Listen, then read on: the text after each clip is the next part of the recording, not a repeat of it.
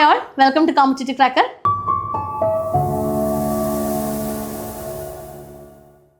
അപ്പോൾ ഇന്ന് ഞങ്ങൾ വന്നിരിക്കുന്നത് ഡിപ്പാർട്ട്മെൻറ്റൽ ടെസ്റ്റ് ആദ്യമായിട്ട് എഴുതുന്ന ഉദ്യോഗാർത്ഥികൾക്കും അതുപോലെ ഒരുപാട് വട്ടം എഴുതിയിട്ടും വിചാരിച്ചതുപോലെ വിജയിക്കാൻ സാധിക്കാത്ത ഉദ്യോഗാർത്ഥികൾക്കുമായിട്ടുള്ള കുറച്ച് ടിപ്സുമായിട്ടാണ് നമ്മളോടൊപ്പം ഉള്ളത്. നിങ്ങൾക്ക് എല്ലാവർക്കും അറിയാവുന്ന സൈനിൻ സാറാണ്.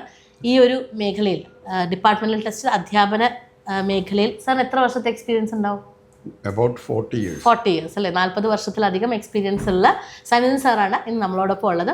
അപ്പോൾ സാർ, ആദ്യമായിട്ട് ഈ ഒരു പരീക്ഷ എഴുതുന്ന കുട്ടികളോട് ഉദ്യോഗാർത്ഥികളോട് എന്താണ് സാറിന് എന്തൊക്കെ കാര്യങ്ങൾ അവരെ ശ്രദ്ധിച്ച് മുന്നോട്ട് പോകണം? ഈ ഡിപ്പാർട്ട്മെൻറ്റ് ടെസ്റ്റിൻ്റെ ഒരു പ്രത്യേകത എന്ന് പറയുന്നത് പ്രൊമോഷന് വേണ്ടിയുള്ളതാണ് ഈ ടെസ്റ്റ്. ഒരിക്കലും ക്വാളിഫിക്കേഷൻ ടെസ്റ്റ് അല്ല, എഫിഷ്യൻസി ടെസ്റ്റാണ്. അതായത് ഇതൊരു ക്വാളിഫിക്കേഷനായിട്ട് എടുക്കേണ്ട, എഫിഷ്യൻസിയാണ് ഇവിടെ പരിശോധിക്കുന്നത്. കഴിവുകൾ എങ്ങനെ എന്നാണ്. ഈ ചട്ടങ്ങൾ നോക്കിക്കൊണ്ട് ഔദ്യോഗിക മേഖലയിൽ കാര്യങ്ങൾ നിൽക്കാൻ ചട്ടം ഇംപ്ലിമെൻ്റ് ചെയ്യലാണല്ലോ. അതെ, അതിനുള്ളൊരു എഫിഷ്യൻസി നേടുന്നതാണ് ഈ പരീക്ഷ. അപ്പോൾ അതിനെക്കുറിച്ച് കൂടുതൽ അവർ അറിയണം. എത്രത്തോളം അറിവ് അവർക്കുണ്ട്. ഈ പരീക്ഷ പാസ്സായാൽ മാത്രമേ പ്രൊമോഷൻ ലഭിക്കുന്ന കേസുകളിൽ പ്രൊമോഷൻ ലഭിക്കുകയുള്ളൂ. ഈ പരീക്ഷയിൽ തന്നെ 90-ലധികം പരീക്ഷകളുണ്ട് ഡിപ്പാർട്ട്മെൻറ്റ് ടെസ്റ്റിന്. ഓരോ ഡിപ്പാർട്ട്മെൻറ്റിന് വേറെ വേറെ വേറെ വേറെ പരീക്ഷകളുണ്ട്. ക്ലറിക്കൽ മേഖലയിൽ വരുന്ന ഉദ്യോഗാർത്ഥികൾക്ക് പ്രൊബേഷൻ ഡിക്ലെയർ ചെയ്യണമെങ്കിൽ manual of office procedure MOP എന്ന് പറയുന്ന ഒരു പരീക്ഷ പാസ്സാകണം. ഒരൊറ്റ പേപ്പർ, ഒരു വിഷയം, ഒരു പേപ്പർ, അത് പാസ്സായിരിക്കണം. ഗസറ്റഡ് റാങ്കിൽ നിയമനം കിട്ടുന്ന ഉദ്യോഗസ്ഥന്മാരുണ്ട്. ഡോക്ടർമാർ, എഞ്ചിനീയർമാർ തുടങ്ങിയ ഗസറ്റഡ് റാങ്കിലുള്ളവർ. അതുപോലെ ഹയർ സെക്കൻഡറി അധ്യാപകരുടെ പ്രിൻസിപ്പൽ പോസ്റ്റിലേക്ക് അവർക്ക് പ്രൊമോഷൻ ടെസ്റ്റ് എന്നുള്ള രീതിയിൽ എക്സിക്യൂട്ടീവ് ഓഫീസേഴ്സ് ടെസ്റ്റ് എന്ന് പറയുന്ന ഒരു ടെസ്റ്റാണുള്ളത്. അതിന് 2 പേപ്പറേ ഉള്ളൂ. ബാക്കിയുള്ള ജീവനക്കാരെ സംബന്ധിച്ചിടത്തോളം അക്കൗണ്ട് ടെസ്റ്റ് ഹയർ ആണ് മസ്റ്റ്. ഓബ്ലിഗേറ്ററി ടെസ്റ്റ് എന്ന് പറയുന്നത് അക്കൗണ്ട് ടെസ്റ്റ് ലോവർ ആണ്. അതിന് 4 പേപ്പറാണ്. അപ്പോൾ അക്കൗണ്ട് ടെസ്റ്റ് ലോവറിൻ്റെ 4 പേപ്പർ, അതേ പേപ്പർ തന്നെ ഹയറിനുണ്ട്. 2 ഒരേ സമയത്ത് എഴുതാം. ഹയറിൽ 2ലും കൂടെ ആയിട്ട് എല്ലാ പേപ്പറും പാസ്സായാൽ അവർക്ക് ലോവറിൻ്റെ സർട്ടിഫിക്കറ്റ് കിട്ടും.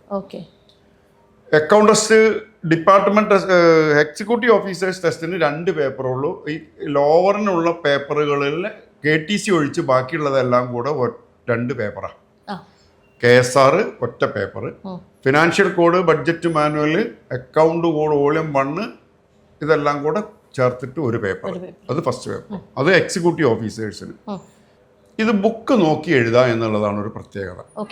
എഡ്യൂക്കേഷൻ ഡിപ്പാർട്ട്മെന്റിലുള്ളവർക്ക് ഈ പരീക്ഷ, ഈ അക്കൗണ്ട് ടെസ്റ്റ് ലോവർ എല്ലാ വിഭാഗത്തിലുള്ളവർക്കും നിർബന്ധമാണ്.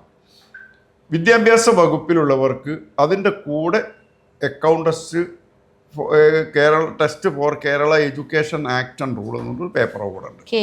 KE act and rule. അത് ഒരൊറ്റ പേപ്പറാണ്. അത് വിത്തൗട്ട് ബുക്കാണ്. പരീക്ഷ എഴുതുന്ന പോലെ തന്നെ പഠിച്ചെഴുതണം. KER സംബന്ധിച്ച് ഒരു വിശദമായ, ഇപ്പൊ നമ്മളതിന്റെ ക്ലാസ്സുകളാണ് ഇപ്പൊ ചെയ്തുകൊണ്ടിരിക്കുന്നത്. അധ്യാപകനായിരുന്നു അല്ലേ? എനിക്ക് 32 വർഷം സർവീസ്. ഞാൻ സർവീസിലുള്ള കാലത്തെ ഇങ്ങനെ ചെയ്തുകൊണ്ടിരിക്കുന്നത്. ഇപ്പൊ റിട്ടയർ ചെയ്ത് 18 വർഷമായി. സർവീസിലുള്ളപ്പോഴേ ഡിപ്പാണ്. അതിൻ്റെ കൂടെ ഇപ്പോഴും ഗവൺമെൻറ് ഏജൻസികളുടെ ട്രെയിനിങ്ങിൽ ട്രെയിനറാണ്, വർക്ക് ചെയ്യുന്നുണ്ട്. അപ്പോൾ ഡിപ്പാർട്ട്മെൻറ്റ് ടെസ്റ്റിൻ്റെ ഒരു പ്രത്യേകത പറഞ്ഞാൽ ബുക്ക് നോക്കി എഴുതാന്നാണ്. അതാണ് ഏറ്റവും പ്രയാസം. ഈ കണ്ടന്റ് ഏത് ബുക്കിലാണെന്ന് അറിയണ്ടേ. അപ്പോൾ ഫസ്റ്റ് പേപ്പർ KSR ആണ് ലോവറിൽ. KSRന് 2 വോളിയമുള്ള KSR ഒറ്റ ബുക്ക് മാത്രമേ ഉള്ളൂ. അത് 2 വോളിയം ഉണ്ട്. അടുത്ത പേപ്പർ ഫിനാൻഷ്യൽ കോഡ്. അതിൽ financial code volume 1, volume 2, budget manual, 3 പുസ്തകമാണ്. ഈ 3 പുസ്തകത്തിൽ പിന്നെ പുസ്തകത്തിലെ കണ്ടന്റിന്റെ പരിചയമില്ലാത്ത ഒരാളെ സംബന്ധിച്ചോളം, for example, vote on account എന്നുള്ള ഒരു ക്വസ്റ്റ്യൻ ആണ് വന്നത്. വോട്ട് ഓൺ അക്കൗണ്ട് ധാരാളം കേട്ട് പരിചയമുള്ള ഒരു പദമാണ്. പക്ഷെ അത് ഏത് പുസ്തകത്തിലാണ്, ഏത് ബുക്കിലാണത് എന്നുള്ളത് അറിയണം. അപ്പോൾ vote on account related to budget ആണ്. അതുകൊണ്ട് ഇത് ബഡ്ജറ്റ് മാനുവലാണ് എന്നുള്ള തിരിച്ചറിവ് ആദ്യം വേണം. അപ്പം കണ്ടന്റ് ഉണ്ടാകും. അതേ സ്ഥാനത്ത് ടെൻഡർ, മെഷർമെന്റ് ബുക്ക് എന്നാണ് ചോദ്യമെങ്കിലും മെഷർമെന്റ് വർക്കും മറ്റുമായി ബന്ധപ്പെട്ട സംഗതികളാണ്. അപ്പോൾ സാമ്പത്തിക ഇടപാടുകളുടെ എക്സ്പെൻഡിച്ചർ അത് ഫിനാൻഷ്യൽ കോഡിലാണ് എന്നുള്ള ഒരു തിരിച്ചറിവ്, അങ്ങനെ ഒരു ബോധം വേണം. അതുകൊണ്ട് ബുക്ക് നോക്കി എഴുതാൻ പറ്റുമെങ്കിലും അതിലെ കണ്ടന്റിനെ കുറിച്ചൊരു ബോധം ഇല്ലെങ്കിൽ ബുക്ക് എവിടെ നോക്കണം എന്നറിയില്ല. അപ്പൊ എവിടെ നോക്കണം എന്നറിയാതെ വരുമ്പോൾ ആദ്യം കിട്ടിയ പുസ്തകത്തിൽ നോക്കും, ആദ്യം മുതൽ അവസാനം വരെ നോക്കി കാണാനില്ല, ഓട്ടോ അക്കൗണ്ട് കാണാനില്ല, അപ്പൊ അതിന്റെ അടുത്ത പുസ്തകം എടുത്ത് നോക്കി അതിലും കാണാനില്ല. അപ്പോഴേക്കും സമയം പോയി ബേജാറാവും, എഴുതാൻ പറ്റാത്ത സംഗതി വരും. ഇതാണ് തോൽക്കാനുള്ള കാരണം. അപ്പൊ പുസ്തക പരിചയമാണ് നമുക്കിതിൽ പ്രധാനമായിട്ട് വേണ്ടത്. കണ്ടന്റുകളെ എങ്ങനെ ഉൾക്കൊള്ളണം. നമ്മുടെ ക്ലാസ്സുകളും അങ്ങനെ തന്നെയാണ്. ഫിനാൻഷ്യൽ കോഡിന് ഇപ്പോൾ അനിൽകുമാർ സാറാണ് എടുക്കുന്നത്. ഫിനാൻഷ്യൽ ആദ്യം എന്ത് വേണമെന്ന് അറിയാം, ഈ ഒരു ബുക്ക് എടുത്തിട്ട് മുഴുവൻ വായിക്കില്ല, അതിന്റെ കണ്ടന്റ് ഉണ്ടല്ലോ, പ്രിഫേസ് എന്ന് പറയുന്ന കണ്ടന്റിന്റെ ഇതുണ്ടാവും, അതെല്ലാം നോക്കിയിട്ട് അതിൽ എന്തൊക്കെ ഉണ്ട് നോക്കുക. അതിന്റെ അവസാനത്തിൽ ഒരു ഇൻഡെക്സ് ഉണ്ടായിരിക്കും. ആ ഇൻഡെക്സിൽ നോക്കിയിട്ട് ഈ ടോപ്പിക്കുകളെ കുറിച്ചൊരു ഫെമിലിയർ ആവുക. അപ്പൊ ഏത് ബുക്ക് എവിടെ ഉണ്ട് എന്നുള്ളത്, അതായത് വർക്ക് എന്ന് പറയുന്ന ഒരു ചാപ്റ്ററിൽ എന്തൊക്കെ വരാം, സ്റ്റോഴ്സ് എന്ന് പറയുന്ന ഒരു ചാപ്റ്ററിൽ എന്തൊക്കെ വരാം, അതിലെ ടോപ്പിക്കുകളുടെ ഹെഡിങ് അത് ബോൾഡ് ലെറ്ററിലെ ബുക്കിൽ തന്നെ ഉള്ളത്, അത് നോക്കിയിട്ട് പുസ്തകം മുഴുവനെ വായിച്ച് മനസ്സിലാക്കലല്ല. ബുക്കിൽ ഇന്ന ഏരിയയിലുണ്ട് ഒരു സംഗതി വന്നാൽ, അപ്പൊ പെർമനന്റ് അഡ്വാൻസ് എന്നുള്ളൊരു ചോദ്യം വന്നാൽ അത് കണ്ടിജൻസിയിലാണ് എന്നുള്ളത് തിരിച്ചറിവുണ്ടാവും. അപ്പം ഇപ്പം സാർ പറഞ്ഞതനുസരിച്ച് നമുക്ക് ഏറ്റവും പ്രധാനമായിട്ട് സാർ പറഞ്ഞതൊരു ടിപ്പ് എന്താണ് ആ ബുക്കിലുള്ളത് എന്നുള്ളത്, നമ്മൾ ഏത് ബുക്കിലുണ്ട് എന്നുള്ളത് കൃത്യമായിട്ട് അറിഞ്ഞിരിക്കണം. അത് ഒന്നാമത്. സാറിന് ഇത്രയും നാളത്തെ ഒരു അനുഭവ പരിചയത്തിൽ വെച്ച് ഇനി എന്താണ് ഇതുപോലെ ഈ ഒരു എക്സാം ക്ലിയർ ചെയ്യാനായിട്ട് ഉദ്യോഗാർത്ഥികൾ ഓർക്കേണ്ട ടിപ്സ് എന്തൊക്കെയാണ്? പെട്ടെന്ന് നമ്മളൊന്ന് ഏറ്റവും നല്ല ടിപ്സ് എന്ന് പറഞ്ഞാൽ ഈ ബുക്ക് വായിച്ച് മനസ്സിലാക്കുന്നതിലൊക്കെ ഇതിലെ കണ്ടന്റുകളെ ആൽഫബറ്റിക് ഓർഡറിൽ അറേഞ്ച് ചെയ്തുകൊണ്ടുള്ള ഒരു നോട്ട് പ്രിപ്പയർ ചെയ്യലാണ് ഏറ്റവും നല്ല മാർഗം. ഓക്കെ. അപ്പോൾ എവിടെയുണ്ട് എന്ത് ചോദിച്ചാലും എന്ത് പറയുക, എങ്ങനെ ബഡ്ജറ്റ് മാനുവലിലുള്ളതും ഫിനാൻഷ്യൽ കോഡിലുള്ളതും അല്ലെങ്കിൽ ട്രഷറി കോഡിലും ഒന്നിലും അക്കൗണ്ട് കോഡിലുള്ളതുമായ കണ്ടന്റുകളെ ആൽഫബറ്റിക് ഓർഡറിൽ അറേഞ്ച് ചെയ്തിട്ട് എന്ത് ചെയ്യാറ് എഴുതുന്നു, അതിൻ്റെ കോഡ് എഴുതുന്നു, ബുക്ക് എഴുതുന്നു. അങ്ങനെ 3 മറ്റൊരു കാര്യം, അങ്ങനെ ഒരു പ്രിപ്പറേഷൻ ഉണ്ടായാൽ തീർച്ചയായിട്ടും ഹെൽപ്ഫുൾ ആയിരിക്കും. എളുപ്പമാർഗമാണെന്ന് പറഞ്ഞു. ഒരു ഇൻഡെക്സ് പ്രിപ്പയർ ചെയ്യാം, അതാണ് ഏറ്റവും നല്ല മാർഗം പഠിക്കാൻ. അല്ലാതെ നമ്മൾ കുട്ടികൾ ചെയ്യുന്നത് പോലെ നിരന്തരം എഴുതി പഠിക്കുക, ചെയ്ത് പഠിക്കേണ്ട ഒരു ആവശ്യമില്ല. അത് ചെയ്ത് കഴിഞ്ഞ് നോക്കിയ ഒറ്റ നോട്ടത്തിൽ കാര്യം മനസ്സിലാവും. അപ്പം സാർ ഇത് MCQ മോഡലിലാണ് അല്ലെ? MCQs ആണ്, നമ്മൾ കറക്റ്റ് ഓപ്ഷൻ മാർക്ക് ചെയ്യുക എന്നുള്ളതാണ്. അപ്പോഴും ബുക്കിലെ കണ്ടന്റ് എവിടെയുണ്ട് എന്ന് അറിഞ്ഞതുകൊണ്ട് മാത്രം നമുക്ക് കാര്യമില്ല. കറക്റ്റായിട്ട് ആ ചോദിച്ച ചോദ്യത്തിന്റെ ഉത്തരത്തിലേക്ക് എത്തണമെങ്കിൽ നമുക്ക് ബേസിക് ആയിട്ടുള്ള കുറച്ച് പഠനം നമ്മൾ ബാക്ക് എൻഡിൽ ചെയ്യണം, വേണ്ടേ? അതിനാണ് ഞാൻ നേരത്തെ പറഞ്ഞത്. കാരണം ഓരോ ടെക്സ്റ്റിൽ നിന്നുള്ളതായിരിക്കുന്ന കണ്ടന്റുകളെ ആൽഫബറ്റിക് ഓർഡറിൽ നമ്മൾ എന്ത് ചെയ്യുന്നു, അറേഞ്ച് ചെയ്യുന്നു. അപ്പോൾ ആ MCQന് വേണ്ട കണ്ടന്റ് എന്താണെങ്കിൽ അത് ആ ടോപ്പിക് അതേമാതിരി കിട്ടും. ഇതിന്റെ PYQs എത്രത്തോളം സഹായകമായിരിക്കും? PYQ നന്നായിട്ട് സഹായിക്കും. ധാരാളം റിപ്പീറ്റഡ് ക്വസ്റ്റ്യൻസ് വരുന്നതാണ്. അതുകൊണ്ട് പ്രീവിയസ് ക്വസ്റ്റ്യൻസിനെ നമ്മൾ നിരന്തരമായിട്ട് ആൻസർ ചെയ്തിട്ട് വരുമ്പോൾ, ഇപ്പോൾ എൻ്റെ ഒരു അനുഭവം വെച്ചുകൊണ്ട് പറയുകയാണെങ്കിൽ ഓരോ ടെക്സ്റ്റിനെയും ചുരുങ്ങിയത് ഒരു 5 ക്വസ്റ്റ്യൻ പേപ്പർ പൂർണ്ണമായിട്ട് വായിച്ചാൽ 500 സ്റ്റേറ്റ്മെൻറ്റ് വരും. പക്ഷെ അതിൽ ധാരാളം റിപ്പീറ്റേഷൻ ഉണ്ടായിരിക്കും. അപ്പോൾ 500 വേണ്ട, 500-നൊക്കെ കുറയും. ഒരു 5ഓ 6ഓ ക്വസ്റ്റ്യൻ പേപ്പർ കറക്റ്റായിട്ട് ആൻസർ ചെയ്യാൻ കഴിയുകയാണെങ്കിൽ ഇത് ഈസി ആയിട്ട് പാസ്സാവാം. അപ്പോൾ പ്രീവിയസ് ക്വസ്റ്റ്യൻസ് ധാരാളത്തിലധികം. പക്ഷെ അത് വെറുതെ ക്വസ്റ്റ്യൻ പേപ്പർ പഠിക്കുക എന്നുള്ളതിനേക്കാൾ ഉപരി ഫാക്ട് ബേസ്ഡ് ആവണം. നമ്മളിവിടെ കഴിഞ്ഞ ചെയ്ത് ക്വസ്റ്റ്യൻ പേപ്പർ ചെയ്തിരിക്കുന്നത് അങ്ങനെ തന്നെയാണ്. ഒരിക്കലും ഇവിടുത്തെ ഗൈഡുകളും മറ്റും ചെയ്യുന്നത് പോലെയല്ല. ഒരു ക്വസ്റ്റ്യൻ്റെ ടോപ്പിക് അതിൻ്റെ ആൻസർ പറയുന്നതല്ല ശരി, അതിൻ്റെ സ്റ്റേറ്റ്മെന്റ് പറയാം. സ്റ്റേറ്റ്മെന്റ് ആയിട്ട് പഠിച്ചു പോവാം. ഒരു ചോദ്യം ഒരു ഉത്തരം എന്ന രീതിയിലല്ല, ഒരു ചോദ്യവും അതുമായി ബന്ധപ്പെട്ട അത് സ്റ്റേറ്റ്മെന്റ് ആക്കണം. അങ്ങനെയാണ് കാര്യങ്ങളെല്ലാം പഠിച്ചു പോകണം. അങ്ങനെയാണെങ്കിൽ ഈസിയാണ്. പിന്നെ വേറൊരു പ്രത്യേകത ഉള്ളത് 40 മാർക്കാണ് ഇതിന് ഇൻഡിവിജ്വൽ പേപ്പർ. ആ 40 എണ്ണം പിന്നെ കൃത്യമായി ആൻസർ ചെയ്തു എന്ന് കണ്ടാൽ പിന്നെ കൂടുതൽ മാർക്കിന് വേണ്ടി മാർക്ക് ചെയ്യാതിരിക്കുന്നതാണ് നല്ലത്. നെഗറ്റീവ് മാർക്ക് വരും. നെഗറ്റീവ് മാർക്ക് 3 തെറ്റിന് 1 മാർക്ക് കുറയുമ്പോൾ 40 എണ്ണം കൃത്യമായിട്ട് എഴുതിയും 40 മാർക്ക് സ്കോർ ചെയ്തൊരു കുട്ടി 2ഓ 4ഓ ക്വസ്റ്റ്യനും കൂടി അധികം ചെയ്ത് തെറ്റി നിൽക്കുക. തെറ്റിയാൽ ആ തെറ്റ് എന്ത് ചെയ്യുന്നു, 6 എണ്ണം തെറ്റിയാൽ 2 മാർക്ക് കുറയും. അപ്പോൾ 40-ന് 2 കുറഞ്ഞു. 2 കുറയുമ്പോൾ 38 കുട്ടി തോറ്റു പോകും.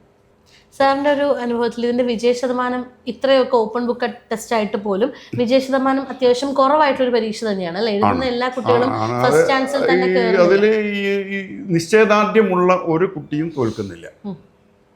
ഇതിലധികവും എന്താ അറിയോ, പരീക്ഷയ്ക്ക് തയ്യാറാവുന്നു, ഡിപ്പാർട്ട്മെൻറ്റ് ബുക്ക് നോക്കി എഴുതുന്നതല്ലേ എന്നുള്ളത് സില്ലിയായി കാണുകയും 1-2 പ്രാവശ്യം പരീക്ഷയ്ക്ക് പോയിട്ട് അപ്പിയർ ചെയ്ത് തിരിച്ചു വരുമ്പോഴാണ് അത് അത്ര വേഗം കിട്ടില്ല എന്ന് മനസ്സിലാവുന്നത്. അപ്പോൾ ആദ്യമേ അതിനുള്ളൊരു തയ്യാറെടുപ്പ് നേരത്തെ തന്നെ ഉണ്ടെങ്കിൽ, നമ്മൾ ഇവിടെ പ്രൊവൈഡ് ചെയ്ത ക്ലാസ്സുകളെല്ലാം ആ ഒരു രീതിയിലാണ്. കാരണം പ്രയാസം ദൂരീകരിക്കുന്ന രീതിയിൽ തന്നെയാണ് 1 by 1 ആയിട്ട് ഡിസ്കസ് ചെയ്തുകൊണ്ടാണ് ക്ലാസ് നമ്മൾ അവതരിപ്പിച്ചിട്ടുള്ളത്. അതുകൊണ്ട് നമ്മുടെ ക്ലാസ് മുഴുവൻ കേട്ടുകൊണ്ടിരിക്കുന്ന കുട്ടികൾക്ക് അതിൽ നിന്ന് തന്നെ നോട്ട് കുറിച്ചെടുക്കാൻ പറ്റും. സിലബസ് ബേസ്ഡ് ആയിട്ട് ക്ലാസ്സസ് ഉണ്ട്. ഇനിയും നമ്മൾ പരീക്ഷയോട് അനുബന്ധിച്ച് 1-2 ക്വസ്റ്റ്യൻ ഡിസ്കസ് ചെയ്യണമെങ്കിൽ അങ്ങനെ ചെയ്തു കൊടുക്കും. നമുക്ക് ലൈവ് ക്ലാസ്സസ് നമ്മൾ പ്രൊവൈഡ് ചെയ്യും. ഓക്കെ. അപ്പം ഡിപ്പാർട്ട്മെന്റ് ടെസ്റ്റ് എന്ന് പറയുന്നത് നമ്മൾ എന്താ പറയാ, ഒരു ഗവൺമെന്റ് സർവീസിലേക്ക് എത്തുക എന്ന് പറയുന്ന ഒരുപാട് പേരുടെ സ്വപ്നമാണ്. ഇതൊരു മാലികേറാമലയൊന്നുമല്ല, അവിടെ കൊണ്ട് തീരുന്നില്ലല്ലോ അല്ലെ. പിന്നെ നമ്മൾ മുന്നോട്ട് പോകണമെങ്കിൽ ഈ ഒരു കടമ്പ, ഡിപ്പാർട്ട്മെന്റ് ടെസ്റ്റ് എന്നൊരു കടമ്പ നമുക്ക് കടന്ന് മുന്നോട്ട് പോകണം. ഇപ്പൊ അപ്ലൈ ചെയ്യേണ്ട സമയം നടന്നുകൊണ്ടിരിക്കുകയാണ്. ഓഗസ്റ്റ് ആദ്യ വീക്കിൽ അപേക്ഷ കൊടുക്കണം. 6-ാം തീയതി ലാസ്റ്റ് ഡേറ്റ് ആണ്. അതെ, അപ്പൊ നോട്ടിഫിക്കേഷൻ വന്നിരിക്കുന്ന സമയമാണ്. അപ്പൊ അപ്ലൈ ചെയ്യാത്തവർ ആരെങ്കിലും ഉണ്ടെങ്കിൽ കൃത്യമായിട്ട് അപ്ലൈ ചെയ്യുക. എത്രയും പെട്ടെന്ന് തന്നെ നമ്മുടെ PSC പ്രൊഫൈൽ കയറി തന്നെയാണ് നിങ്ങൾ അപ്ലൈ ചെയ്യുന്നത്. അപ്ലൈ അവിടെയും ശ്രദ്ധിക്കണം. പല ആളുകളും ഇപ്പോഴും വിളിച്ച് ചോദിക്കും, നമ്മൾ ക്രിയേറ്റ് ചെയ്ത് കൊടുക്കാറുണ്ട് പേജ്. പബ്ലിക് സർവീസ് കമ്മീഷന്റെ പേജ് ഓപ്പൺ ചെയ്താൽ അതിന് മെയിൻ പേജ് PSC പേജാണ്. അവിടെ ജോലികൾക്കുള്ള ആപ്ലിക്കേഷൻ കൊടുക്കുന്നതിനുള്ള രജിസ്ട്രേഷൻ്റെ പേജാണത്. ഈ ഡിപ്പാർട്ട്മെന്റ് ടെസ്റ്റ് കൊണ്ട് വേറെ പേജുണ്ട്. അപ്പോൾ PSC ഓപ്പൺ ചെയ്തിട്ട്, PSCന്റെ സൈറ്റ് ഓപ്പൺ ചെയ്തിട്ട് ഡിപ്പാർട്ട്മെന്റ് ടെസ്റ്റ് എന്നുള്ള പേജിൽ പോയിട്ട് ആ പേജിൽ പ്രൊഫൈൽ ക്രിയേറ്റ് ചെയ്യണം ആദ്യം. ആ പ്രൊഫൈൽ ക്രിയേറ്റ് ചെയ്ത് ഫോട്ടോ അപ്ലോഡ് ചെയ്ത് പ്രൊഫൈൽ ക്രിയേറ്റ് ചെയ്ത് അത് സബ്മിറ്റ് ചെയ്യുമ്പോൾ ഒരു OTP വരും. പിന്നെ എപ്പോൾ തുറക്കുമ്പോഴും OTP സംവിധാനത്തിലൂടെ തുറക്കാൻ പറ്റുള്ളൂ. കാരണം ആർക്കും എന്തും ചെയ്യാനൊന്നും പറ്റില്ല. സ്വകാര്യമായ ഒരു സംഗതി തന്നെയാണ്. യാതൊരു കാരണവശാലും യൂസർ ID-യും പാസ്വേഡും മറന്നു പോകരുത്. നേരത്തെ അത് അങ്ങനെയൊരു ബുദ്ധിമുട്ടുണ്ടാവും.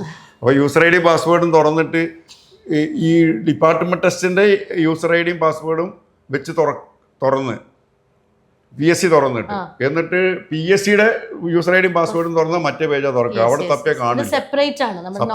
ഡിപ്പാർട്ട്മെന്റ് ടെസ്റ്റ് എന്നുള്ളത് വേറെ പേജാണ്. അപ്പം അതിലേക്ക് തന്നെ അപ്ലൈ ചെയ്യുക. ഇനി അധികം സമയമില്ല. ഇന്നിപ്പം ഈ വീഡിയോ എടുക്കുന്ന സമയം വെച്ച് നോക്കുവാണെങ്കിൽ ഏകദേശം ഒരു 10 ദിവസത്തിൽ താഴെയാണ് നമുക്ക് അപ്ലൈ ചെയ്യാനുള്ള സമയമുള്ളത്.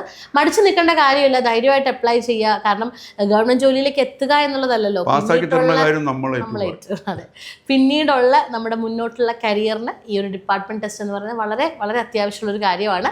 സോ ധൈര്യമായിട്ട് അപ്ലൈ ചെയ്ത് പഠിച്ചു തുടങ്ങുന്നതിന് നമ്മളോടൊപ്പം സനിൽ സാറുണ്ട്, അതുപോലെ അനിൽകുമാർ സാറുണ്ട്. അങ്ങനെ CCയോടൊപ്പം നിങ്ങൾക്ക് ധൈര്യമായിട്ട് പഠിച്ചു തുടങ്ങാം. ഇഷ്ടത്തിനൊത്ത് നിങ്ങളുടെ സമയത്ത് നിങ്ങളുടെ വീടുകളിൽ നിങ്ങളുടെ ജോലി സമയങ്ങളെല്ലാം എല്ലാ കാര്യങ്ങളും ഉൾക്കൊള്ളിച്ചുകൊണ്ട് തന്നെ നിങ്ങൾക്ക് പഠനം മുന്നോട്ട് പോകാം. നമ്മുടെ മൊബൈൽ ആപ്ലിക്കേഷൻ ത്രൂ ആണ് ക്ലാസ്സസ്. അതോടൊപ്പം തന്നെ എല്ലാ അപ്ഡേറ്റ്സും, ഇപ്പോൾ ഡിപ്പാർട്ട്മെന്റ് ടെസ്റ്റുമായി ബന്ധപ്പെട്ടുള്ള എല്ലാ അപ്ഡേറ്റ്സും അറിയുന്നതിനായിട്ടുള്ള നമ്മുടെ ഫ്രീ ഗ്രൂപ്പിൻ്റെ ലിങ്കും ഈ വീഡിയോനൊപ്പം ഞങ്ങൾ കൊടുത്തിട്ടുണ്ട്. ക്ലിക്ക് ചെയ്ത് ജോയിൻ ചെയ്യുക. അപ്പം നിങ്ങളുടെ സംശയങ്ങൾ എന്തെങ്കിലും ഉണ്ടെന്നുണ്ടെങ്കിൽ ഞങ്ങളെ കോൺടാക്ട് ചെയ്യുക. കോൺടാക്ട് ചെയ്യുന്ന നമ്പറും ഇവിടെ പ്രൊവൈഡ് ചെയ്തിട്ടുണ്ട്. അതോടൊപ്പം തന്നെ നമ്മുടെ ഡിപ്പാർട്ട്മെന്റ് ടെസ്റ്റിൻ്റെ പുതിയ ബാച്ച് ഞങ്ങൾ ആരംഭിച്ചിട്ടുണ്ട്. ഈ ഒരു ബാച്ചിനെ കുറിച്ചുള്ള കൂടുതൽ വിവരങ്ങൾ അറിയാനായിട്ട് ഞങ്ങളെ കോൺടാക്ട് ചെയ്യുക. അപ്പോൾ നമുക്ക് നമ്മുടെ ക്ലാസ്സസിൽ കാണാം അല്ലേ സർ? തീർച്ചയായിട്ടും. ഈ ചാനൽ ആദ്യമായിട്ടാണ് കാണുന്നതെങ്കിൽ തീർച്ചയായിട്ടും സബ്സ്ക്രൈബ് ചെയ്യുക. Thank you.